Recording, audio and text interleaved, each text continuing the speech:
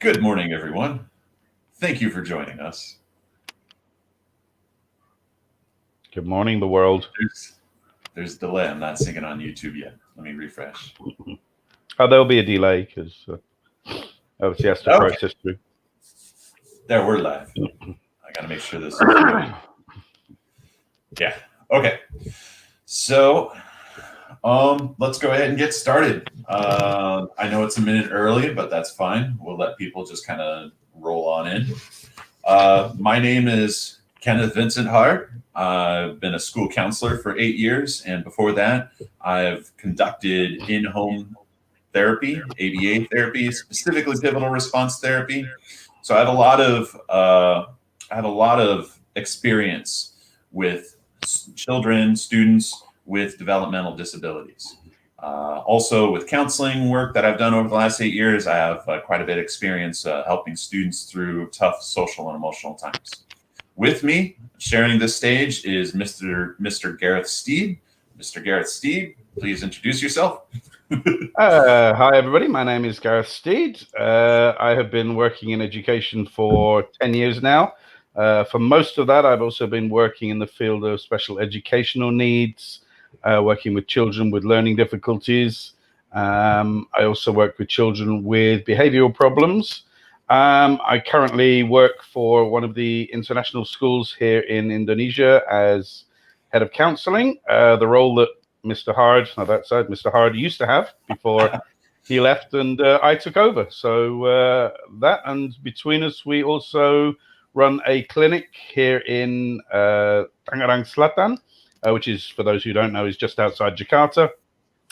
And we run a clinic called the Oxford Wellbeing and Behaviour Clinic that is set up to help children with behavioural learning and emotional problems.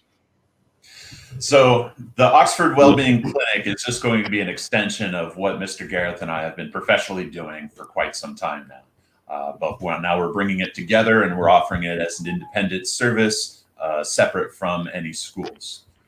So just to go ahead and throw that out there, the website, if you're interested in following the Oxford Wellbeing Clinic, it is oxfordwellbeing.com. And if you would prefer to reach us by phone, you can call us at 0812 1009 4133. Again, that number is 0812 1009 4133. Okay. With that, let's go ahead and get into our topic, which is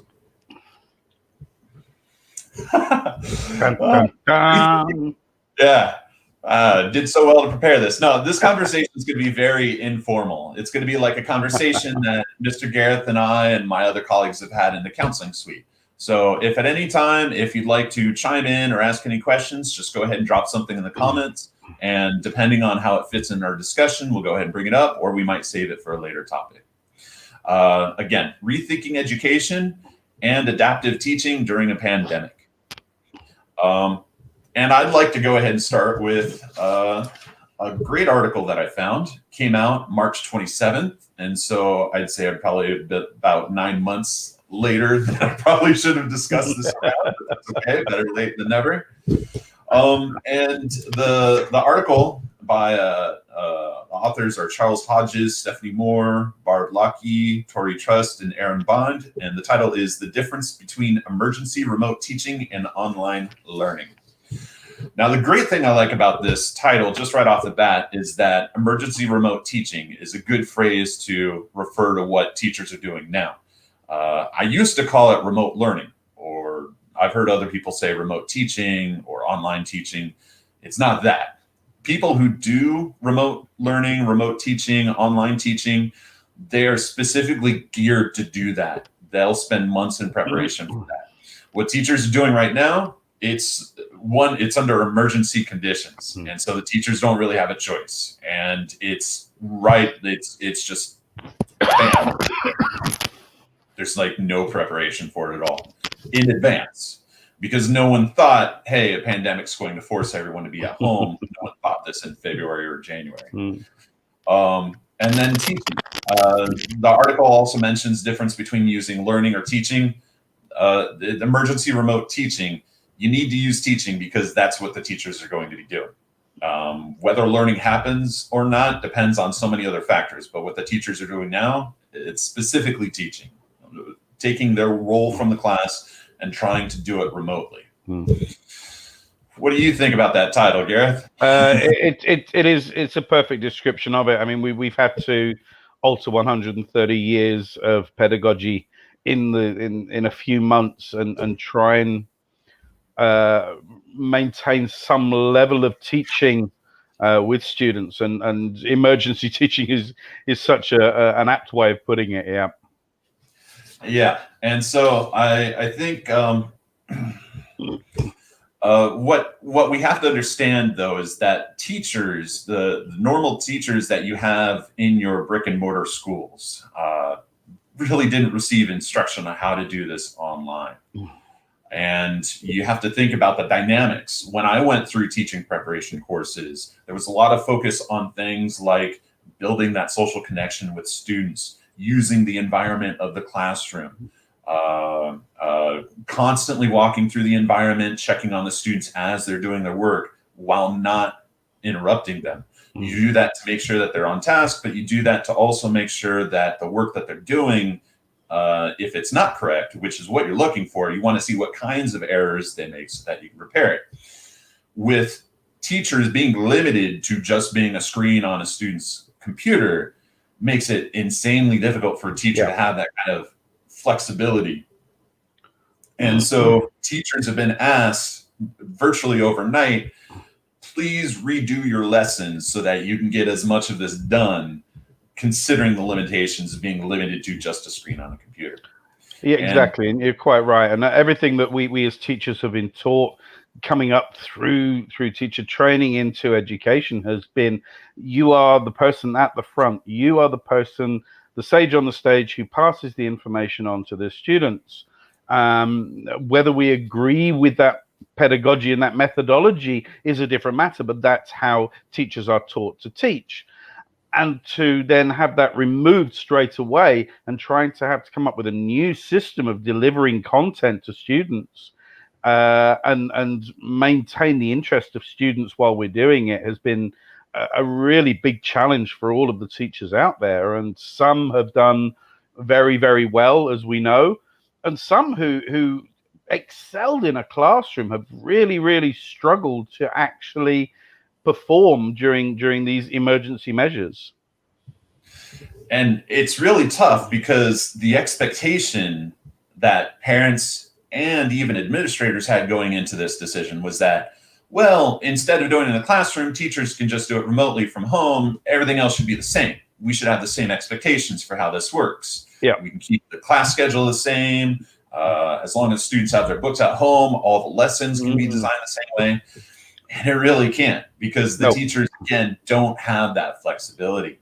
And so when you have the lack of flexibility and the high expectations that learning, that emergency remote teaching is just school teaching, but now through a computer, those high expectations kind of really set up for a lot of negative effects in the teacher parent relationship. Which really brings us really nicely onto our field, in that to expect at the beginning, you're quite right. Parents, the administration of schools expected schools to run exactly the same way, to the same standard, to the same level of intensity when we went to home-based learning as it did in school, in class learning. And we quickly found out that just was not possible. And sadly, we found it often through quite negative ways. The impact on both students and teachers and their mental well-being began to seriously suffer very, very quickly. And we soon began to realize, as you know, that it wasn't just, education wasn't just about sitting in that classroom with the teacher in the front being told the information that you needed. There were so many other dynamics involved in actually learning and being able to progress as a well-rounded human being in a classroom situation. And that's what we're now finding, that these other factors were really as important as the teacher standing there and delivering and the students sitting there learning. And that's what I really liked about this article that we introduced earlier, is that it does come out and say that the learning aims are not just instructional, but they also require co-curricular engagement and other social supports. And so when you talk about things like students having emotional difficulties at school, they could just walk into the counseling office during break or lunch, or maybe after school. Provided the counselor's available, they'll have a nice chat, and it can provide some relief for the students, some guidance. Now it's harder to do that. Counselors actually have to try and reach out to these students based off of observations that the teachers get. But the observations teachers get, sometimes the teachers aren't always on track to being able to tell when a student is having difficulty or not. Sometimes if a student looks distracted on a monitor, maybe it's because they have a real life distraction there. Maybe it has nothing to do with any kind of emotional or social difficulties.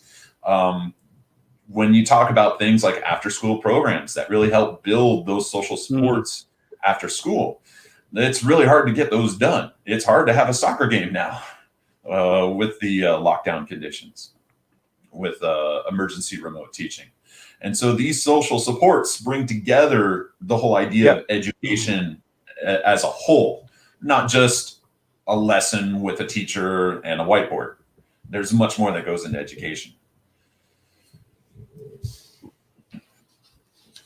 So on to the next part. I mean, you and I were discussing.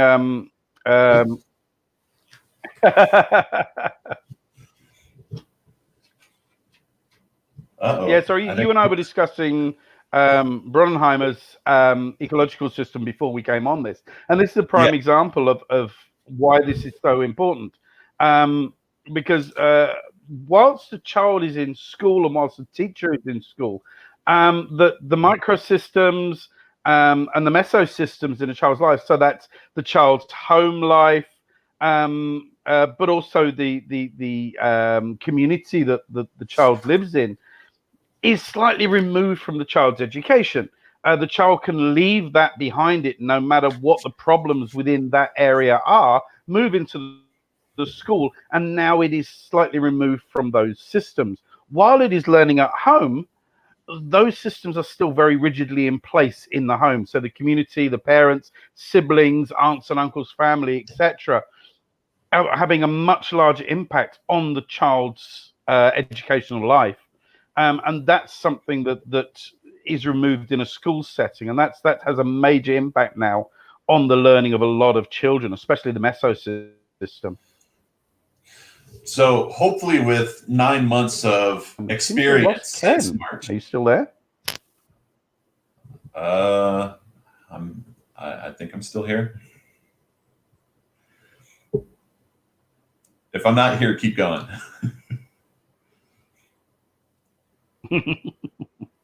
I can. You're coming in loud and clear. Okay. Yeah. Okay. Okay. I can hear you, but you've kind of frozen like that. Oh yeah, no, the video's gotten a little choppy on your end too. Maybe later I'll take a look at the video and see who's really out. I think with 9 months of experience, that the teachers have kind of started going in the right direction. They've started to learn more and more about how to reach out and connect with students. But still, it's kind of like learning how to repair a jet engine on an airplane mid-flight. The development's not going to be optimal. There's a lot of patience that's needed by the pilot, the crew, the passengers, and you're still focused on the day to day. Getting through the day may be difficult to kind of keep that long-term vision in place. How's that been? I've been out since June. I've had a few experiences, and again, it brings me to how rusty I am on that thing. But I hear you've been doing it more frequently.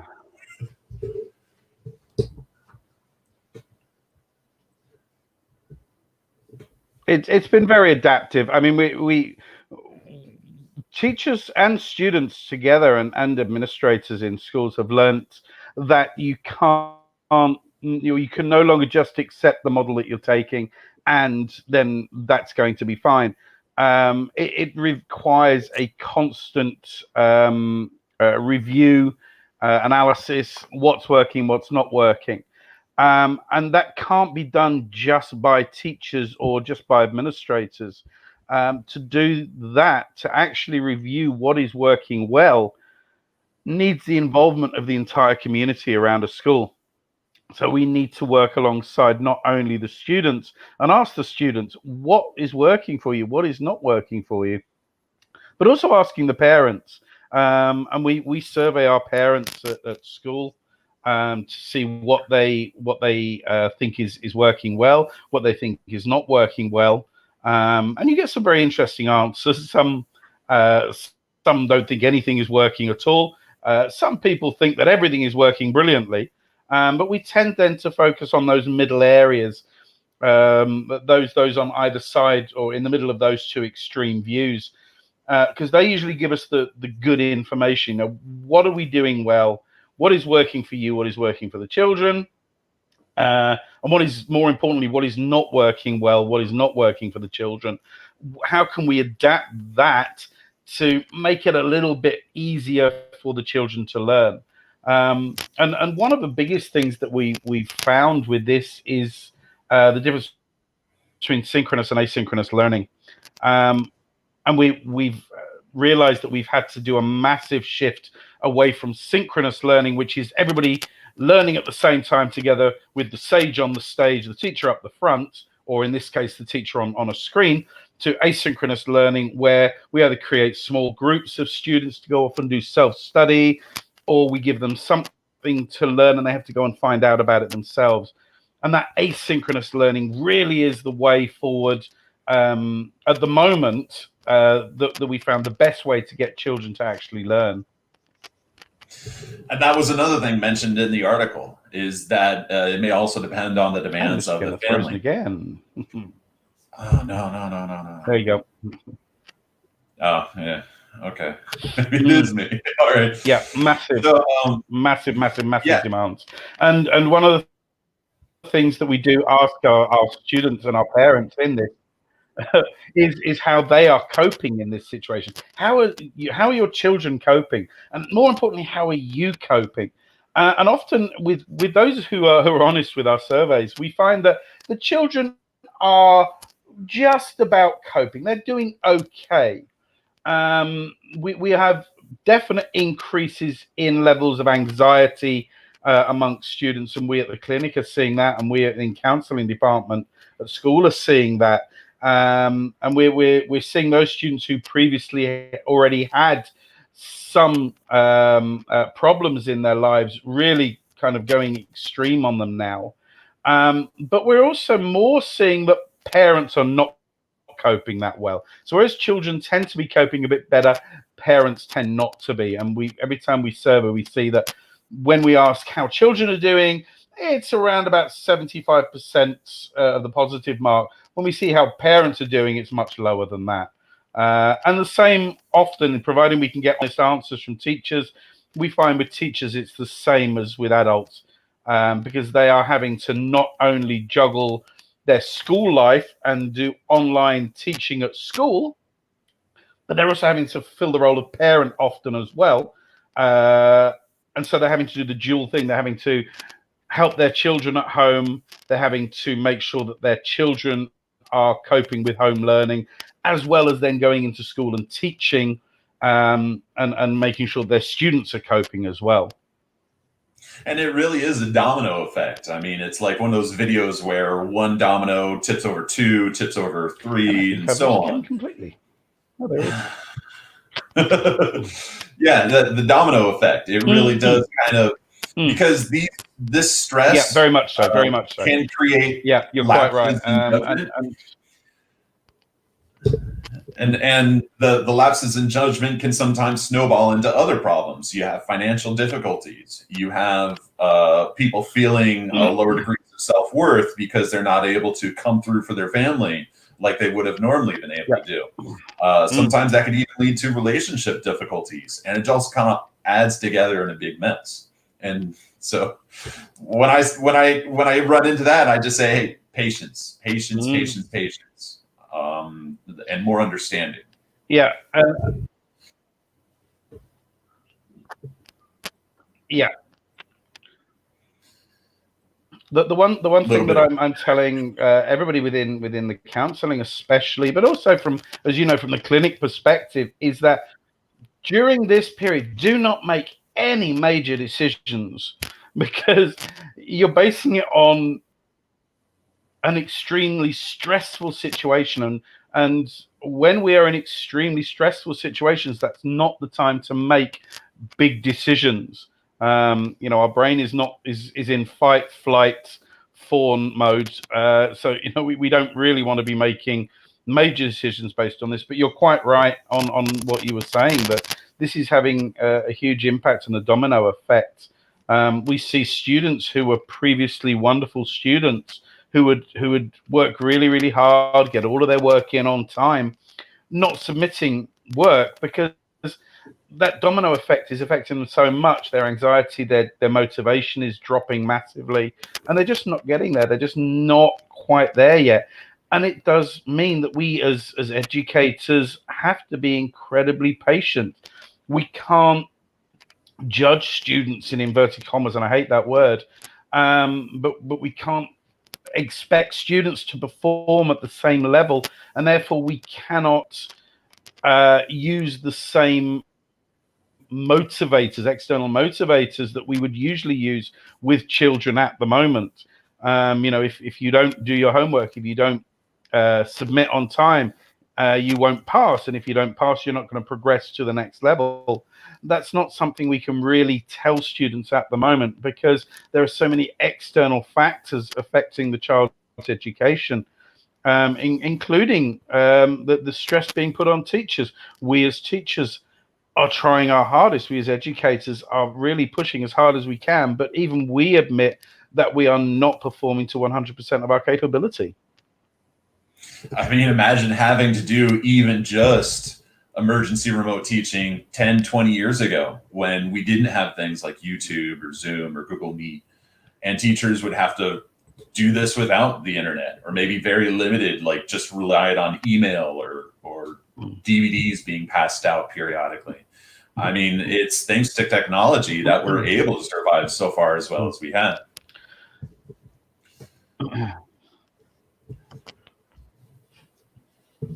So, one thing I mean, but you and I both know, I mean, we live in a country that does suffer from poverty, and not everybody has the internet here, especially in the poorer schools.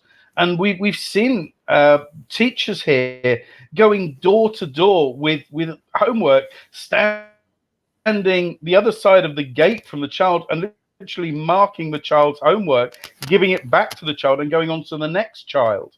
And that's what it would have been like, and that's what it's like in some of the poorer schools here in Indonesia, that don't have access to the internet, to YouTube and things like that, and they're having to do it the old-fashioned way of just literally going child to child to child and teaching, and the stress for that is enormous. Yeah, you're basically taking the 8-hour workday and then multiplying it by however many students you have in a particular class.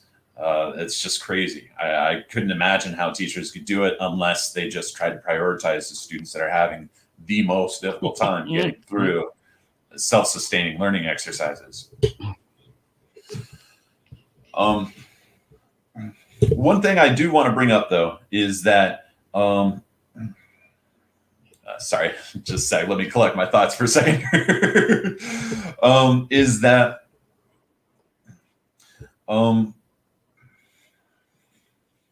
this is a problem with doing things live, is that I would do this in the counseling suite. So the audience, please don't be annoyed if you see these long pauses coming from me. Gareth and my other colleagues will tell you that I have this experience. Yeah. So, but I did want to bring up that the point of this video may sometimes set up high expectations for teachers and parents, thinking that there's some kind of magic pill or magic bullet solution that, oh, if you just go to this website, then all of your online teaching worries are solved. Or if you just do this one particular strategy, in an online lesson, boom, everything's solved. And you really can't do that. That's kind of like going into an auto parts dealer and saying, hey, I need a battery for a car. And then the cashier asks you what kind of car. And then you say, it doesn't matter what kind of car, just give me a battery. What are the odds you're going to walk out of that store with the right battery for your car? Not very good.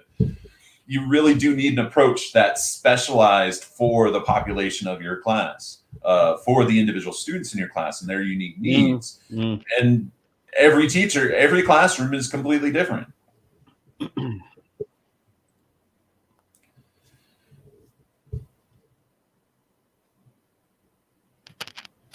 Yeah, precisely. One of the big things that's from my field of expertise that is most disconcerting is that go on. Oh, and so I did want to kind of lead into this proposed plan that I have. And it can be done at either the teacher level or the school level, but it'd probably be a little bit better for the school level if everyone kind of approached it naturally as they can within their institution. Again, if you don't yet have the full support, and this is for teachers, if you don't yet have the full support from your administrators, try and do what you can at class level, because this is really just kind of like a outline of a skeleton of a plan here. We're probably not going to go into too many specifics, but we might throw in some examples along the way. The first one is responsibility. Whose responsibility for who has a responsibility for improving the classroom? And it really does fall on everyone. It's not just the teacher's responsibility. It's not just the parents. It's not just the students. It's not just the administrators. Everyone has to recognize this classroom's not going to get better unless I start taking steps on my own to try and improve it. So what were your thoughts so far?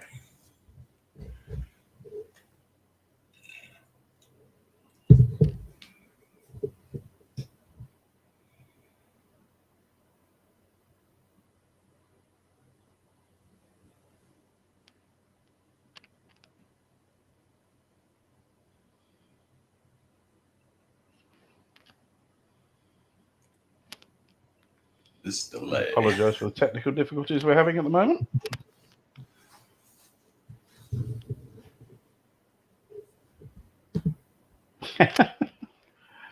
One of the biggest problems we have here in Indonesia is the Wi-Fi can be a little bit unstable at times.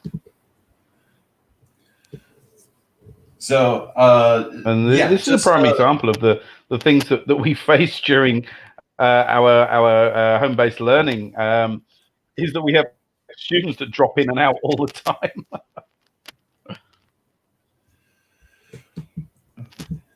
Yeah, so the plan I was referring to started, it's a 7-point plan, and the first step was everyone understanding their role of responsibility.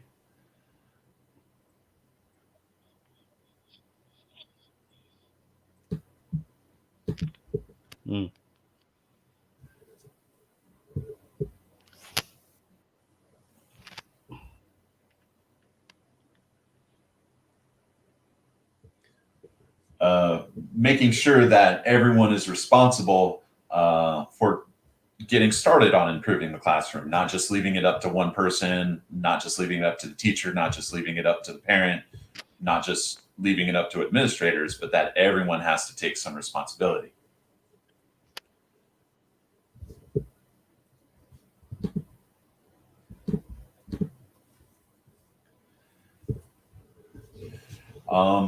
The next part of this plan, you're quite right, and everybody understanding what they need to do has to kind of be fed from the top down. Oh,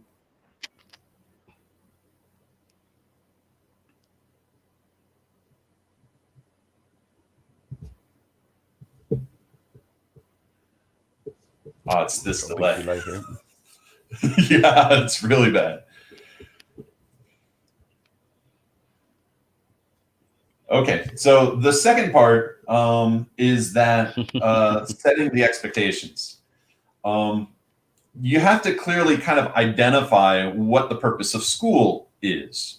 And we kind of went over this with the article a little bit, but school is not just the teacher giving a lesson and that's it. You have all the support features, you have the extracurricular activities, you have opportunities for students to socialize, not just with their friends, but maybe also having to work with their other classmates that maybe they don't get along with well enough. You're talking about the social supports like counseling, like resource shops, like lunches. You hear this a lot more back in the US with the public school system, but a lot of children rely on food from the school to be able to get through their days and their weeks. You have to make sure that when you address emergency remote teaching, that all of these systems are going to change, and it's going to have an impact on the students and the parents. You're going to feel the stressors. You've already felt the stressors, but you have to kind of understand what are the expectations that the school's going to have moving forward, and does that agree with the expectations of the parent, and does that agree with the expectations of the students? You have to get that sorted. If you try doing anything else without sorting those expectations out, you're going to run into so much confusion, so much mixed messaging, so many instances where people are doing things that don't necessarily serve the purpose that they're working towards. Just trying to do the same old, and things just aren't working. You really have to clarify those expectations. Yep.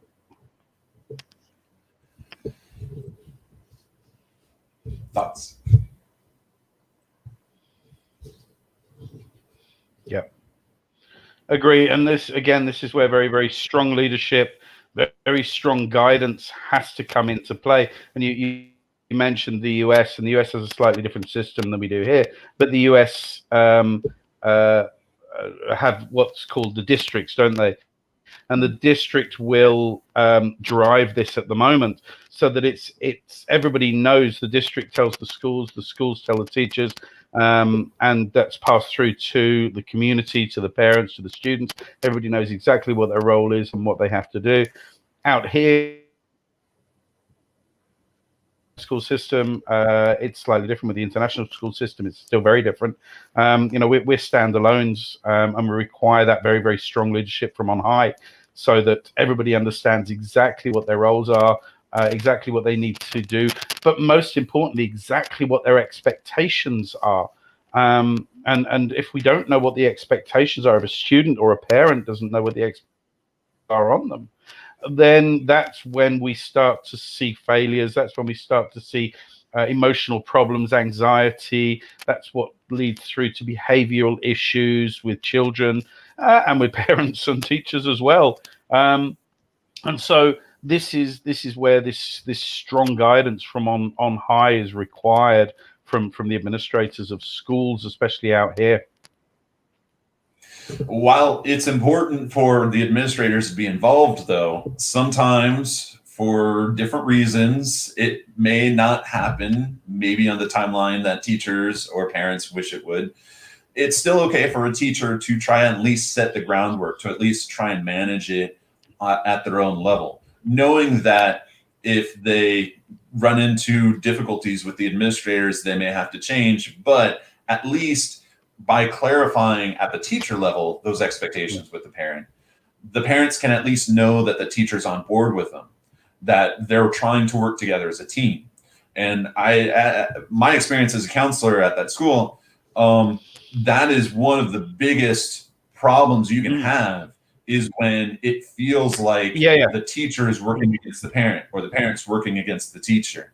The more the teacher, the more the parent, the more everyone tries to communicate with each other, the more it feels like everyone's on the same team.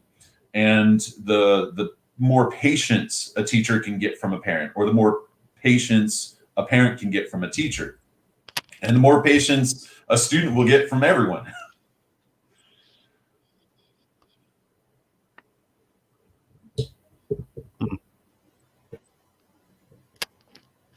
And there's one word that you said there that really kind of summed it up, and that was the word team.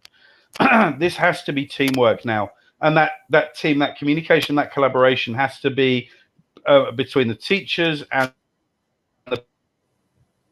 on fully focused on the student, and both sides really, much more than would be the case on campus, really has to be part of a collaborative team effort.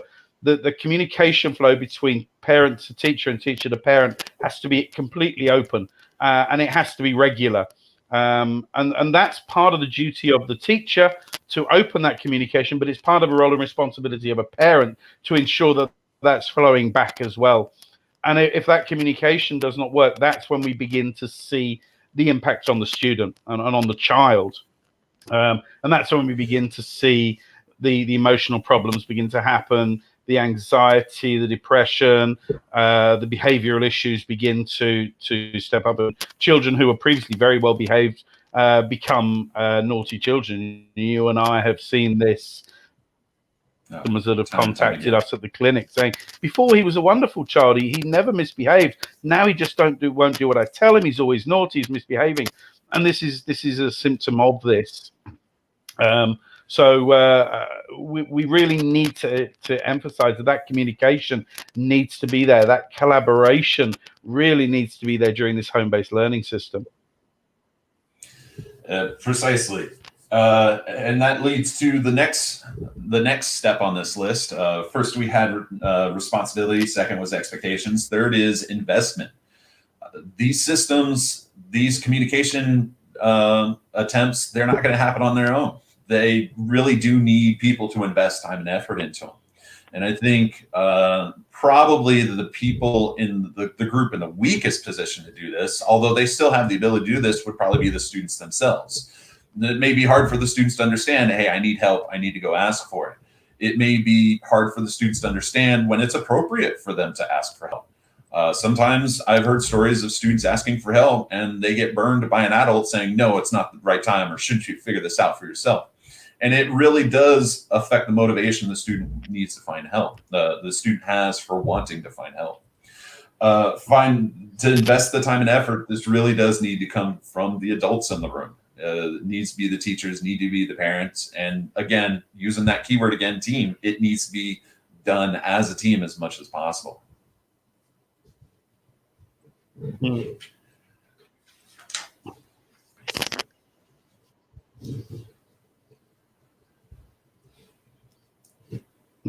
Yeah, precisely. Agree 100%. Yeah.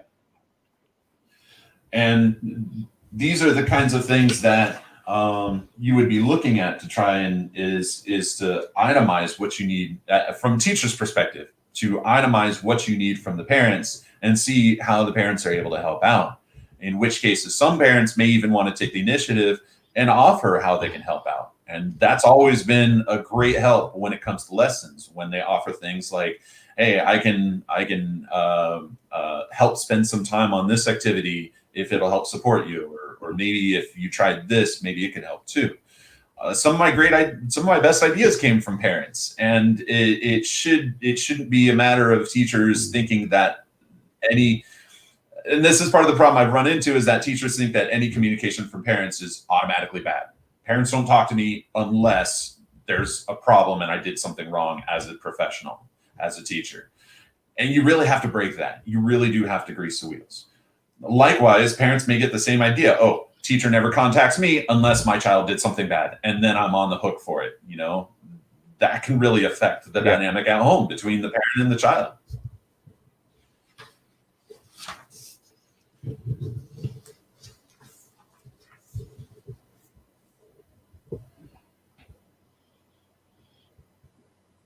Yeah, precisely. I mean, we're seeing a lot of that kind of mentality has been fossilized in the relationships between teachers and parents over the years, and it's something that we're desperately trying hard to break, trying to instill this sense of community engagement.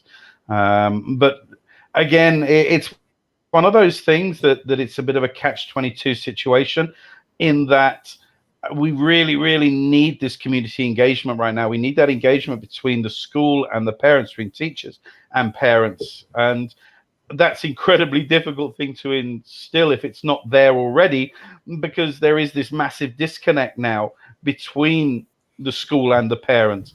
The two don't come together anymore while we're in lockdown. And here in Indonesia, for those who don't know, I mean, we're still in lockdown here in Indonesia. All the schools are still shut here. We can't go back to school yet, so we're still working on home-based learning. And to try and forge a relationship when you're so far apart from each other and you don't actually ever get to meet face to face is really, really difficult. We were lucky in that we set up our community group a few years ago. And so the basis was already there. But we are seeing parents saying, I don't feel part of this community anymore. I don't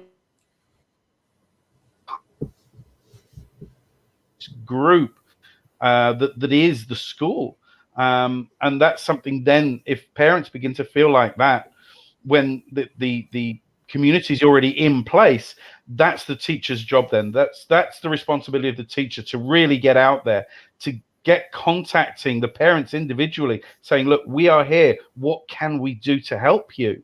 And really kind of strengthen those ties between teacher and parent. And they have to take the role over from the school in general and contact their individual parents and work really, really hard. And that's one of the biggest roles that teachers have to undertake at the moment, to build that trust, to build that communication between themselves and the parents of their students. Yeah, and that segues into the next part, which is that team formation, making sure that everyone feels a part of that team, that the investment is as equitable as much as possible.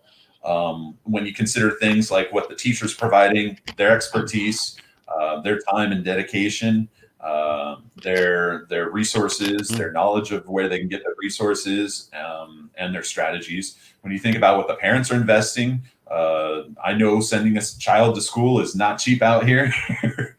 But also, I mean, parents still, even after paying that down payment on your child's education, there's still that you have to spend the effort to check in. You have to as a parent, do your part to see, how can you help facilitate the lessons, the social activities, the making sure that the child is still on board regularly. That's still investment that the parent makes on top of the initial payment. And I wish we could make those cash payments cheaper. Teachers really have no say in that. It really does come from administration on that. But it's this making sure that everything is as equitable as possible, that everyone knows their role, that everyone is in agreement on these roles, and that everyone sees each other as a team member, not necessarily as a rival or not necessarily as an antagonist.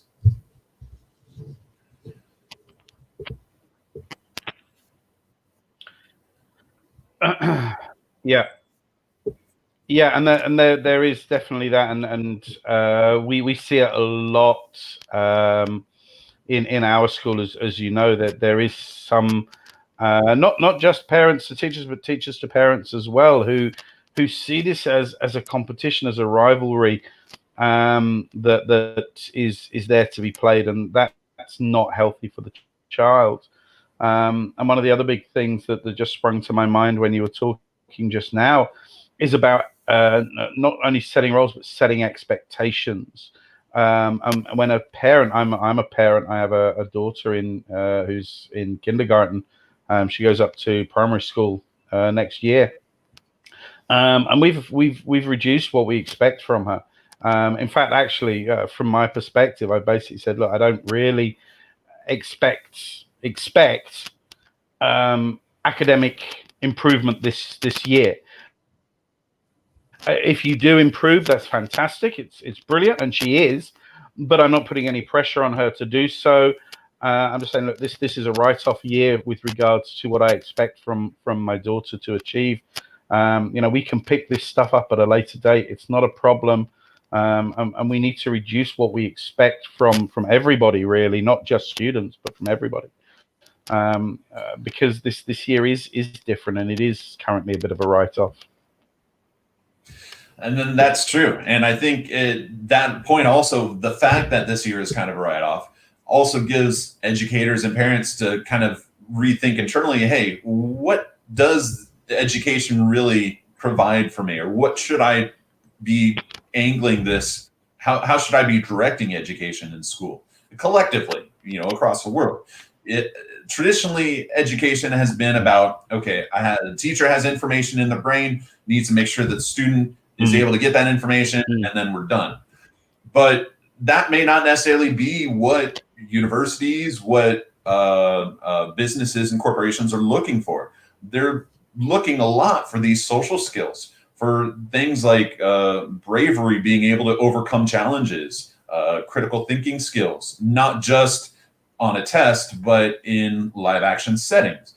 I mean, I told the students all the time when I was there, when you get a job, high level job at a corporation, don't expect to just be doing homework and taking tests like you did at school all day.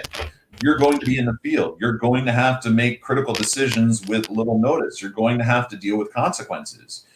You think about one of the hardest things students had to do at that school is that when they were told they did something wrong, dealing with that fact and then being able to use that as a learning episode and do better next time. That's extremely difficult for a student, even some adults. I know some colleagues who struggled with that even. Yeah, precisely. And that's one of the reasons. Sorry, I'm moving, so trying to see if I can pick up a bit of a stronger internet here. So let's see if it's better down here. There we go. Yeah, and that's one of the biggest things. You're quite right in what we're talking about. Yeah. So that leads into the next part is support. So after the team formation, support, and that's basically just regularly checking in with parents and parents checking in regularly with teachers. And there's one thing that I kind of want to mention out there to hit this home. This is something I used to say quite a bit.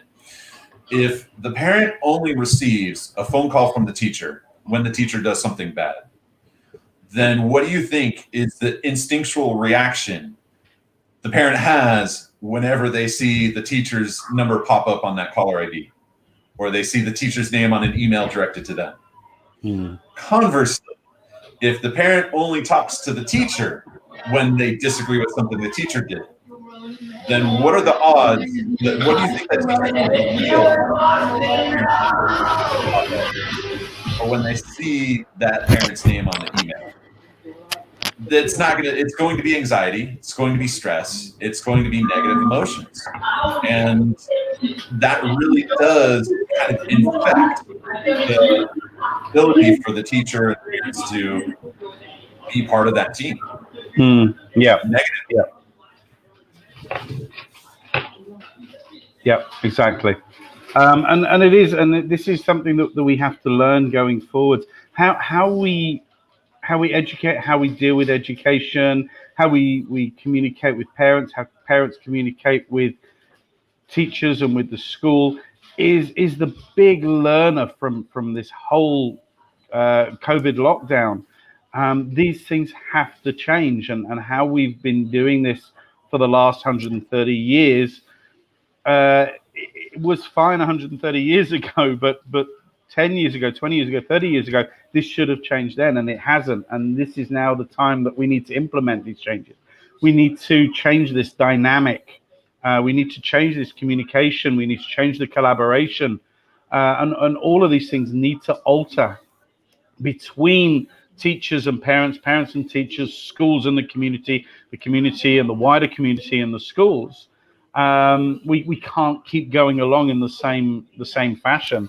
And you're right. If every time a teacher communicates with a parent, it's going to be on a negative basis, then every time that a parent hears from a teacher, they're going to have negative thoughts. Basic ABA.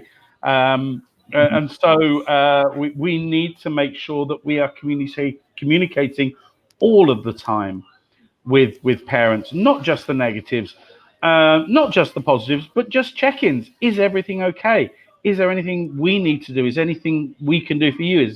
This is what you can do for us? And really keep that communication open, and not just once a semester for a parent-teacher meeting, but regularly. It really does foster that sense of camaraderie that really does kind of soften a lot of the stress that parents and teachers and even students feel. And that can be the thing that saves a school when they have to make a drastic transition like that, like we had in March. If you have that camaraderie, that team spirit built in, like you've invested in it, you've cultivated it, and then you have an emergency situation where sometimes it may seem like the school may not necessarily be running optimally because of emergency conditions. That camaraderie will help kind of soften the impact from parents. Parents will understand, like, hey, I understand the teachers having difficulty, I understand the school's having difficulty, but you know what? I feel I'm getting so much more out of this relationship with the school that even when the school has problems, the parents are still incentivized, they're still motivated to try and support the school.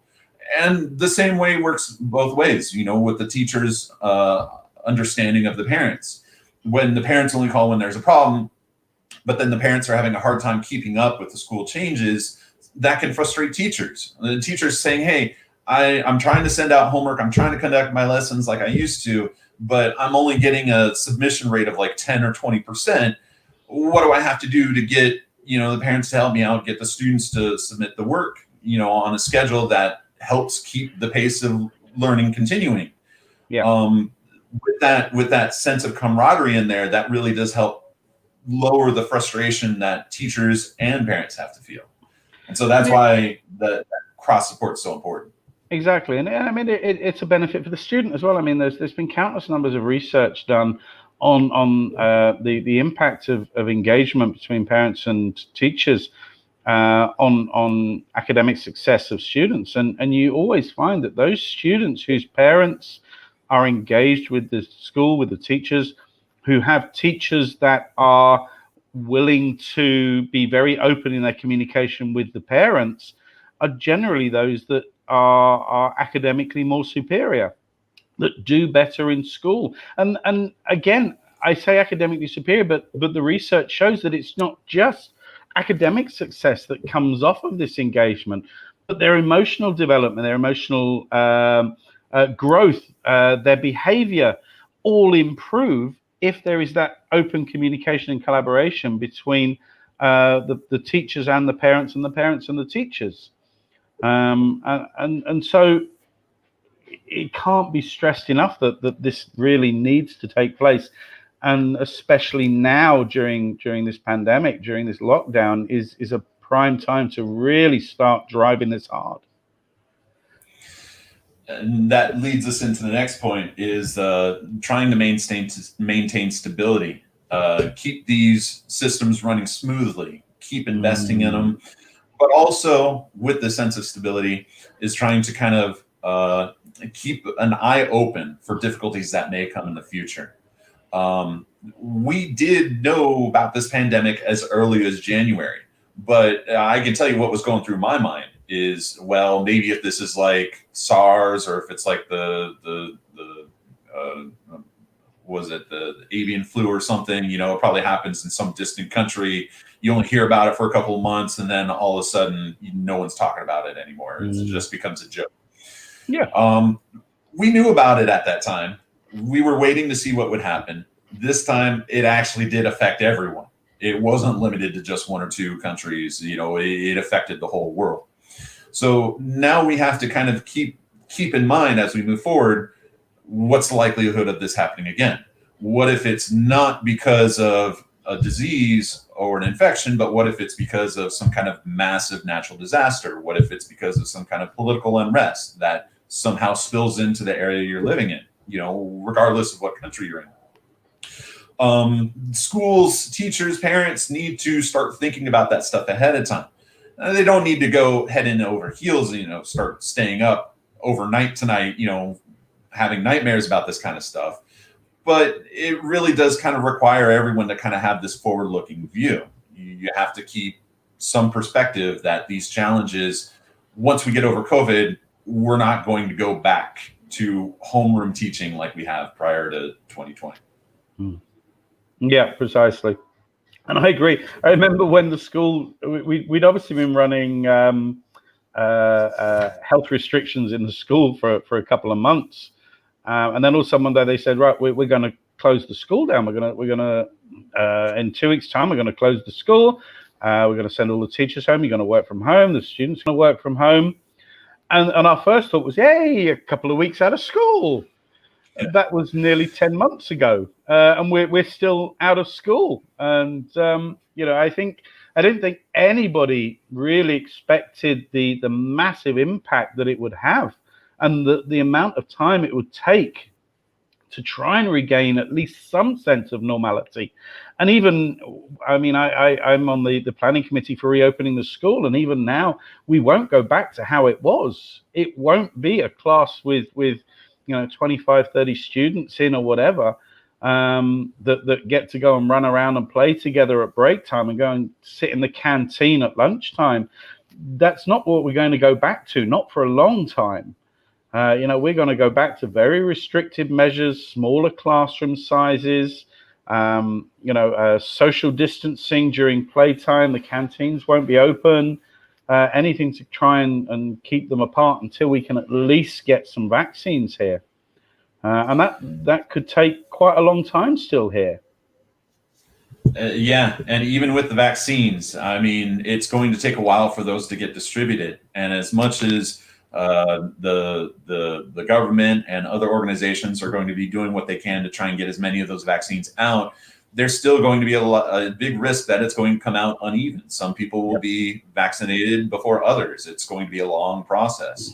And whenever you have something like this, you always have to think about, like, well, is this going to spill over into politics, or is this going to spill into like city level rivalries or something? Is there going to be some kind of manifestation of social disorder that comes with it? Yep.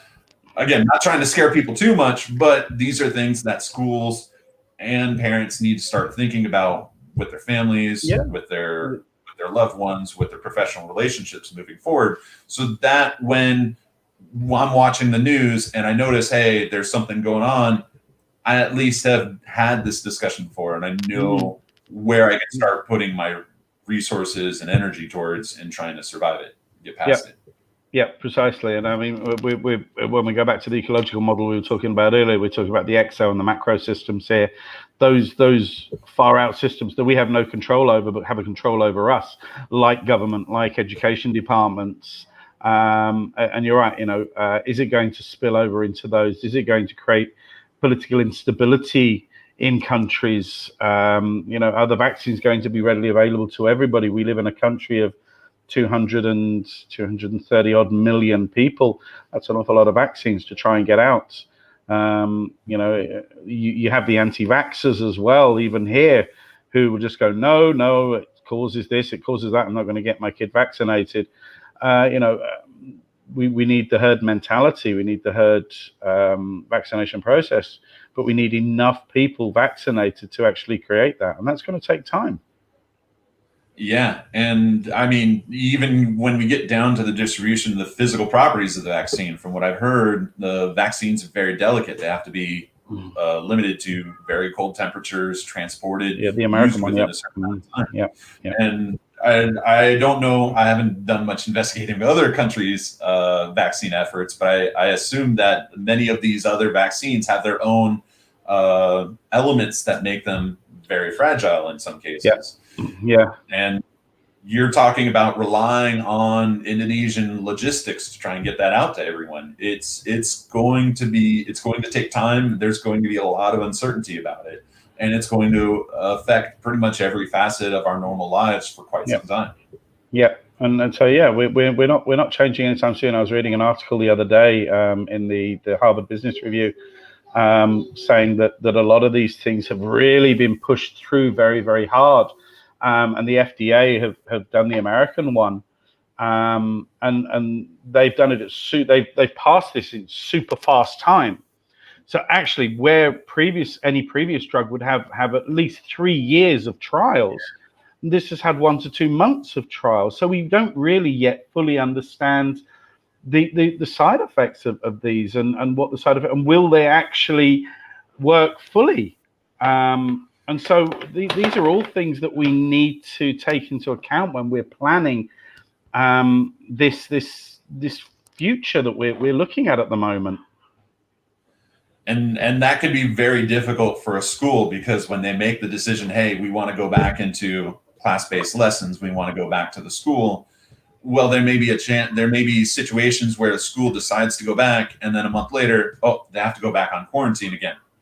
I've had that happen to me. I've done some English teaching since I left the school.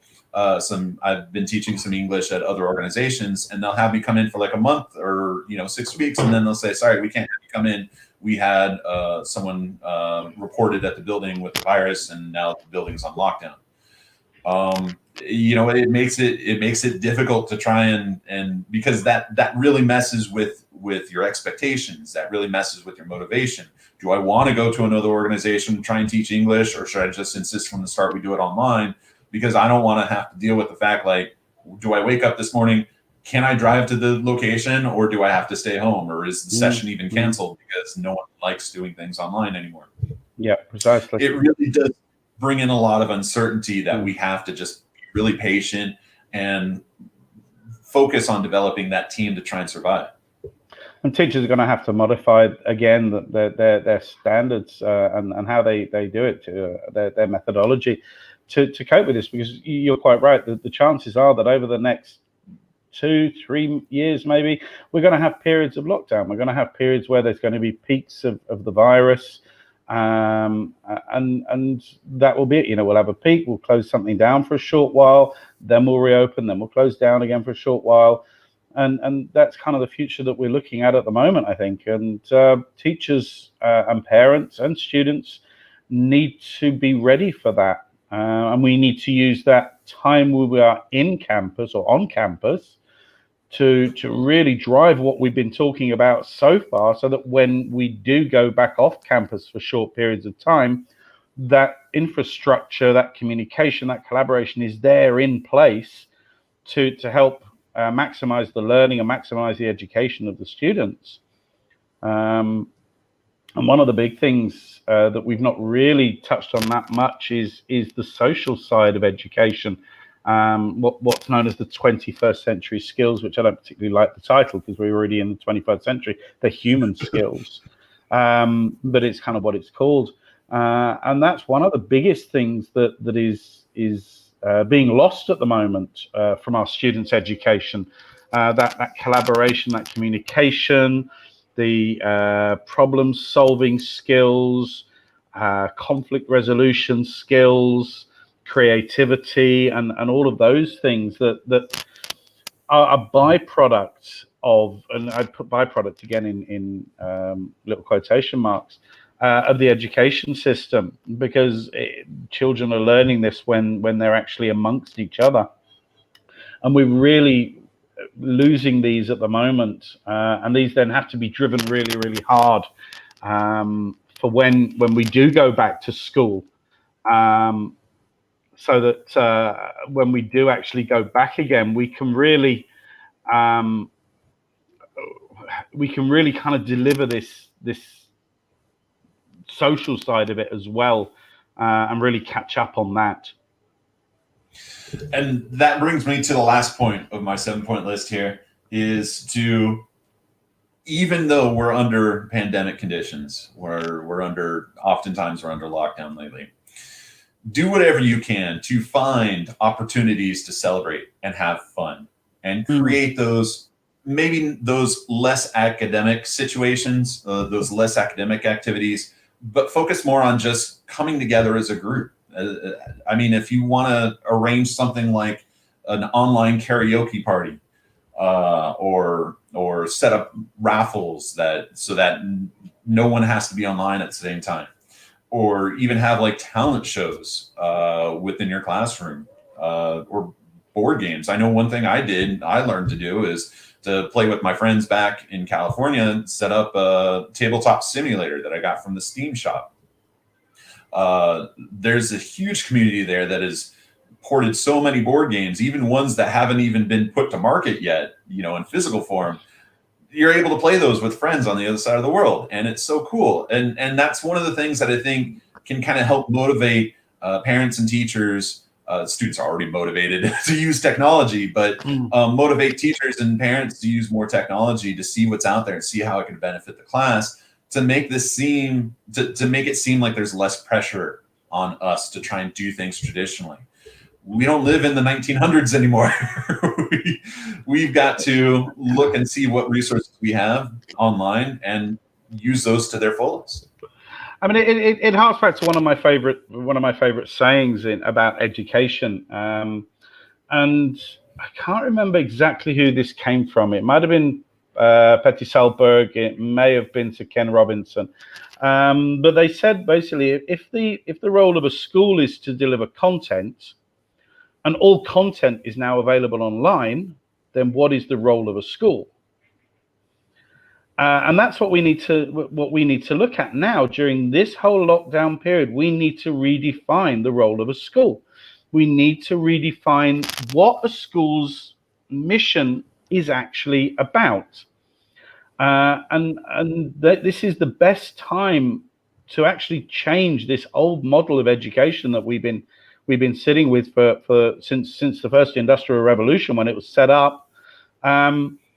To actually change this now, and to take a really good hard look at what we're doing and how we're doing it and why we're doing it, and change it for the new century, change it for the children's future.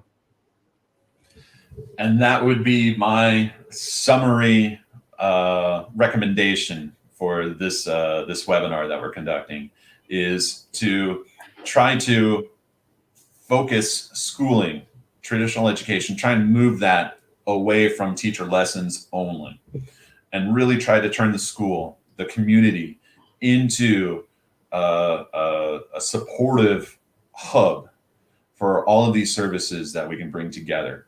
I mean, obvious for us, counseling, but also job opportunities, career counseling and preparation, social activities, emotional support, exercise groups. The schools really need to advertise and model themselves more as a community hub, and less as, no, we got a teacher and a whiteboard, that's our thing. Yeah, precisely. And look at these skills, look at these human skills. Look at how we teach our children to work together, how we teach them to resolve conflict, to problem solve, how we teach them to be creative with their ideas. Not only, when I say creative, I'm not talking about painting a picture. I'm talking about coming up with fresh ideas, with new ideas, thinking out of the box, etc. These are all skills that businesses want. These aren't just thought up by academics sitting in a corner.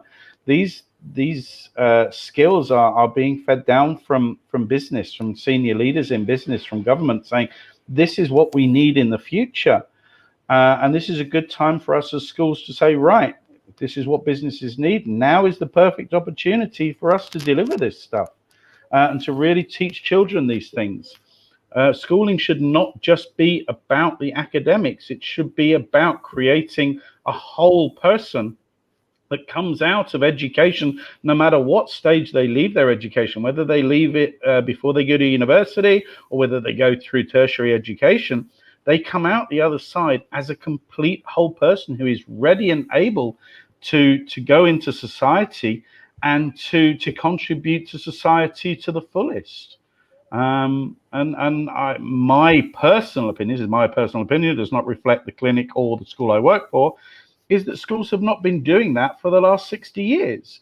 We've been so fixated on education from an academic point of view, and within that, we've been so fixated on science, maths, and languages that everything else has gone by the wayside. And it is time to redress that and deliver that complete person at the end. So that brings us to the conclusion of this webinar.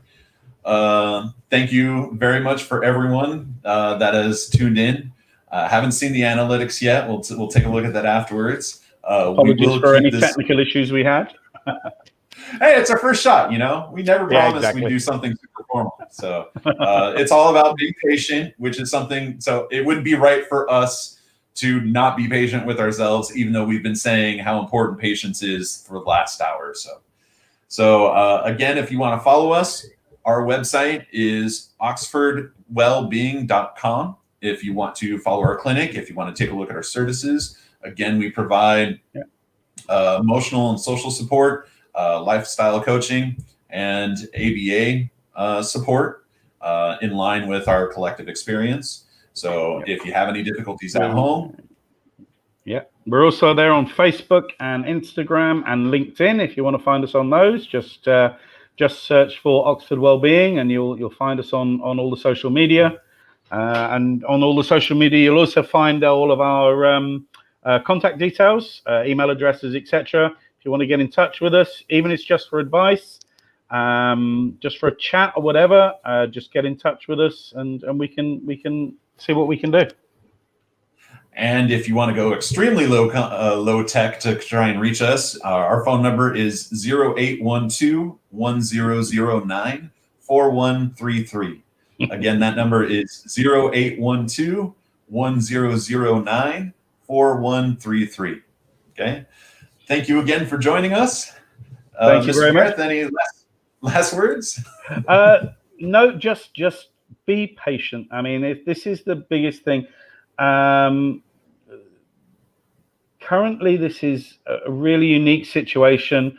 We are not, as humans, designed to be in isolation like this. Be patient with yourself. Be patient with your children. Be patient with the students. No matter who you are and what you do, maintain your patience and look after yourself. Very wise words. Both counts. I'll go ahead and agree with that. And with that, thank you everyone for joining us, and we wish you a great weekend. Thank you very much, everybody. Thank you, Mr. Ken. Bye. Bye.